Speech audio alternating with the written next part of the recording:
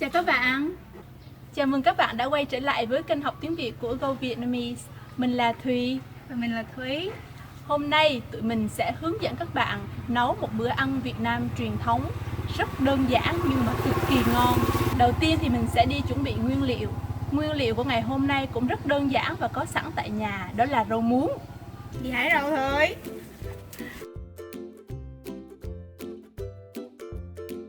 Here we go!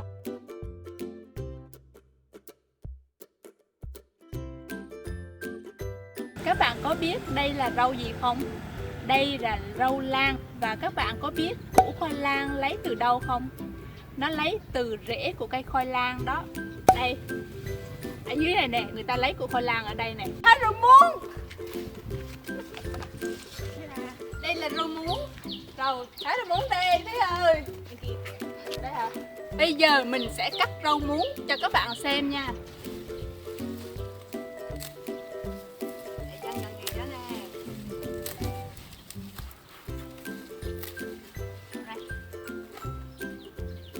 Các bạn đã thấy Thùy đủ tiêu chuẩn để lấy chồng chưa?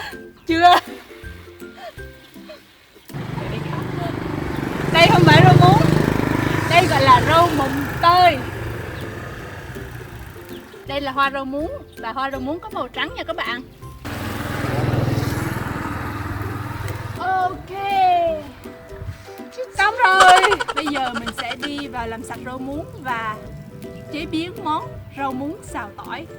Ok, đi thôi. Thái ớt và quất để làm nước mắm ớt tỏi nha. Ớt này là gọi là ớt gì Thúy? Ớt này là ớt xiêm, rất là cay luôn. 2 trái là đủ rồi. 2 trái là đủ giết người rồi. Ớt này là ớt chưa chín hả? Ớt xanh chưa chín. Ớt chín nó thành màu đỏ nè. Ok. Thôi đi hái quật thôi.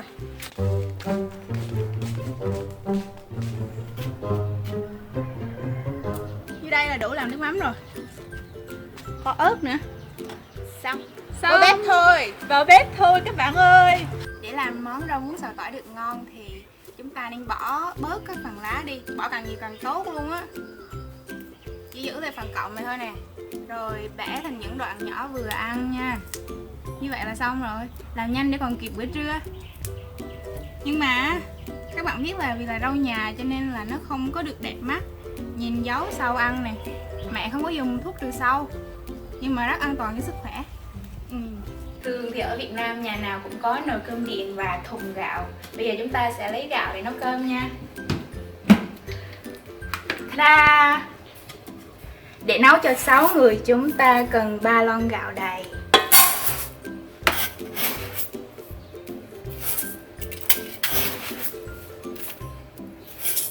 Các bạn biết đây là gì không?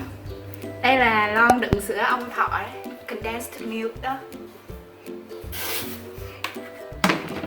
Bây giờ đi vo gạo nha. Chúng ta sẽ vo gạo 2 lần nước nha.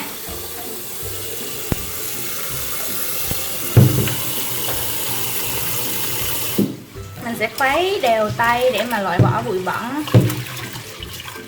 Xong rồi đổ bớt nước ra. Nhớ cẩn thận không thì đổ luôn gạo đó. Lần thứ 2.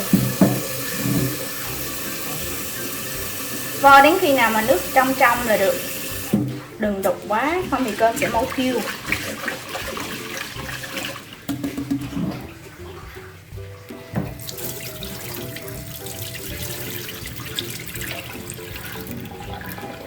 Ok, lần thứ 3 là được.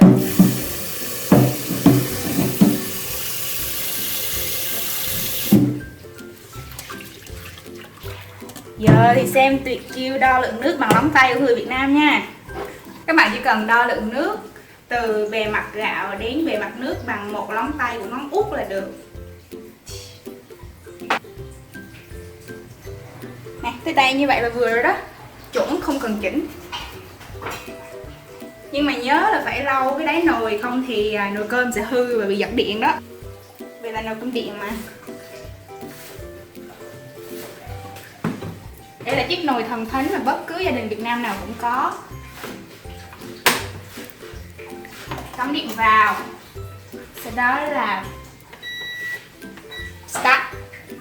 đợi cỡ 20 phút là sẽ có cơm. Để đa dạng thực đơn và tiết kiệm thời gian thì mình sẽ luộc trứng gà bằng nồi cơm điện. Nhưng mà các bạn phải chắc chắn là trứng gà tươi nha. Còn nếu mà trứng gà bị úng á, thì bỏ vào là hư cả cơm cả trứng luôn á.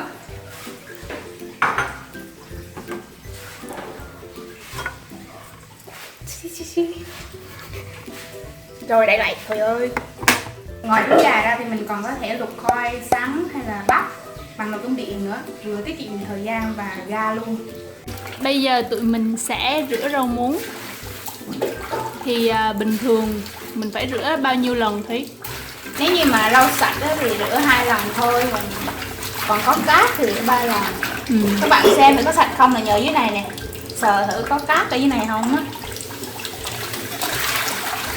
Rửa nhẹ tay thôi, không bị dập rau hết. Dập rau thì khi luộc rau nó sẽ không có được xanh.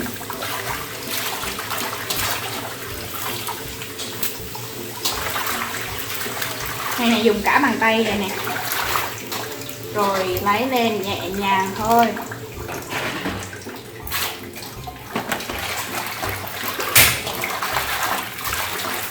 Rửa từng nhúm nhỏ nha mọi người.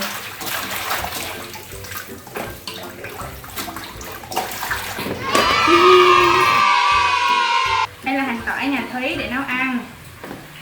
Các bạn có biết là có 2 loại tỏi không? Loại to và loại nhỏ nè. Loại to như tuy cái tép rất là to, và khi bóc thì rất là tiện, nhanh, nhưng mà không có thơm bằng tỏi nhỏ. Tỏi nhỏ nên cái tép nó bé tí tẹo. Chừng này thôi, rất là mất công lột luôn, nhưng mà làm mắm thì tuyệt. Để làm mắm thì mình cần cỡ 6 đến 7 trái tỏi. Muốn ăn cay thì 2 trái ớt nha, ớt xiêm cực cay. Và bỏ vào một ít đường. Ở chừng này là được. Rồi giã chung. Thường thì muốn không bị đau bao tử thì mình phải lấy hột ớt ra trước. Nhưng mà nhà Thúy thích ăn cay thì nên để nguyên hột ớt vậy đó. Ok, như vậy là được rồi. Giờ thì lấy tỏi, đường và ớt đã giã trong cối ra, bỏ vào chén nha.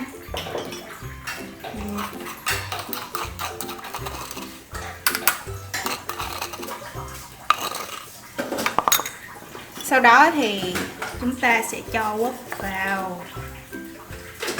Chua chua một tí mới ngon.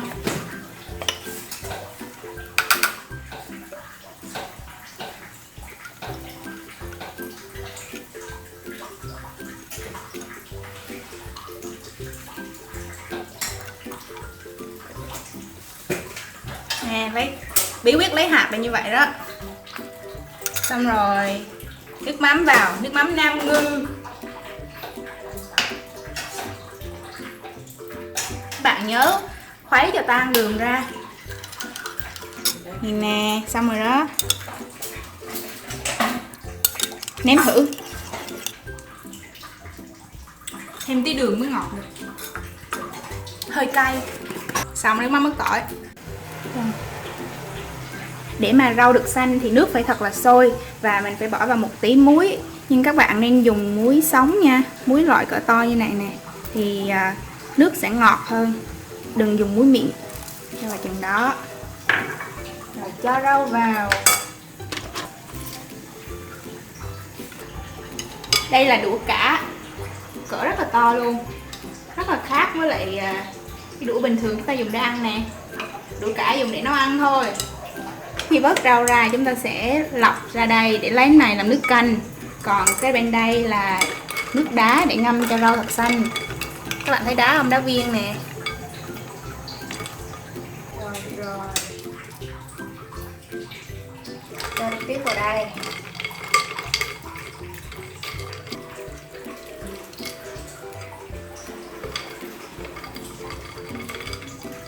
Vớt ra để ráo nước nha. Rồi bây giờ chúng ta sẽ xào rau với tỏi.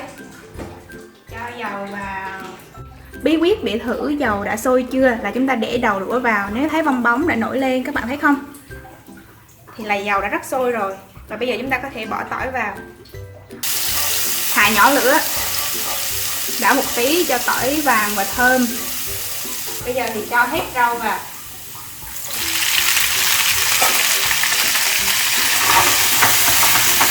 để lửa to trở lại, đảo thật nhanh tay. Nghe mùi thơm chưa? Rất là thơm luôn.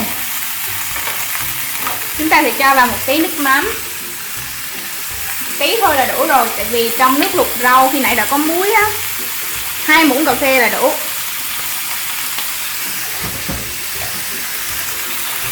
Bây giờ thì cho ra dĩa nha.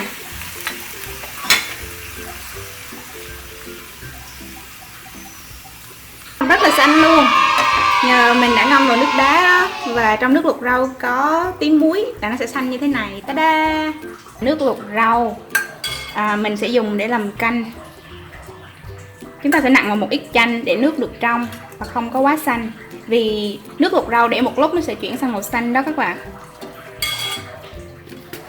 Vì nước luộc rau đã có sẵn muối rồi cho nên chúng ta sẽ cho vào một tí thôi, tí muối thôi, và một tí hạt nêm, chicken powder, hạt nêm, một tí vị tinh hay còn gọi là mì chính, MSG. Rồi khuấy đều lên. Cơm chín rồi thì ơi, rút điện ra. Xem trứng của mình như thế nào nè. Trứng chín luôn cùng với cơm rồi. Lấy ra thôi. Xong mà đi ngâm nước lạnh liền để tí nữa dễ móc vỏ. Bây giờ Thúy sẽ xới cơm, xới cho tơi cơm thì ăn mới ngon và không bị quá cứng. Với lại cơm sẽ đỡ nóng hơn nữa. Sau đó mình sẽ bới ra tô nha. Vì chỉ có Thúy với Thùy ăn thôi, cho nên chừng này là đủ ha. Nhiều quá. Và sau 1 tiếng đồng hồ thì đây là thành quả của tụi mình. Vừa hái rau, lặt rau, rửa rau, xào rau.